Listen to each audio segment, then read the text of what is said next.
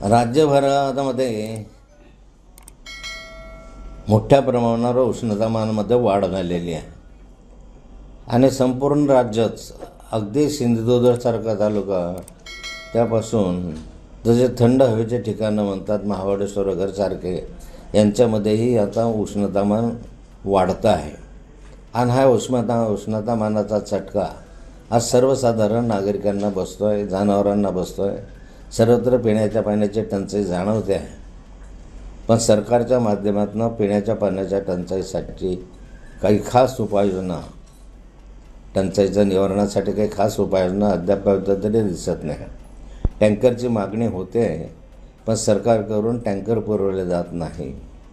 पिण्याच्या पाण्यासाठी नंदुरबार, धुळे, जळगाव वगैरे अनेक शहरांमध्ये पिण्याच्या पाण्याचे तुट आहे. तसेच ग्रामीण भागामध्येही आदिवासी वस्त्यांमध्ये दूरवरून पाणी आणावं लागतं पण अजून तेथे टँकर लागलेले नाही.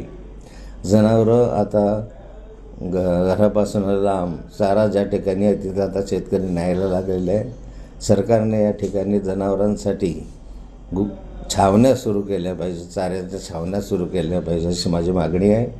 अजूनपर्यंत महाराष्ट्रामध्ये गुरांच्या चाऱ्यासाठी छावण्या सुरू झालेल्या नाही आणि ह्या सर्वदूर सुरू करण्याची आवश्यकता आहे.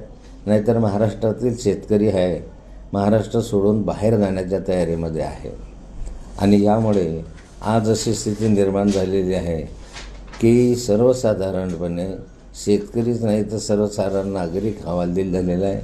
त्यामध्ये विजेची टंचाई मोठ्या प्रमाणावर भासते आहे. विजेच्या जाण्या येण्याचं प्रमाण मोठ्या प्रमाणावर जाणवत आहे. वीज 8-8, 10-10 दिवस ग्रामीण भागातील शहरामध्ये मिळत नाही अशी स्थिती आहे. शेतीतली वीज जी आहे ती वीज सातत्यानं खंडित होते आणि त्यामुळे उन्हामध्ये शेतकऱ्यांच्या पिकाला फार मोठ्या प्रमाणावर चटका बसून राहिलेला आहे आणि अशामुळे आज शेतकरीसुद्धा हैराण झालेला आहे. आणि अशा मोठ्या तापमानामुळे आज जळगावचं तापमान 46च्या आसपास आहे. कदाचित ते उद्या 47-47च्या वर जाईल असं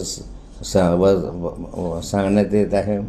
महाराष्ट्रामध्ये अनेक शहरांमध्ये 45-46च्या वर तापमान आहे आणि अतितापमान, अतिउष्णतामानामुळे या ठिकाणी मोठ्या प्रमाणावर माणसं दगावत आहेत, जनावरं दगावत आहेत. जनावरांना वेगवेगळे रोग होत आहे आणि या रोगांमुळेही जनावरं आज पाणी पिण्याला त्यांना नाही, त्यामुळे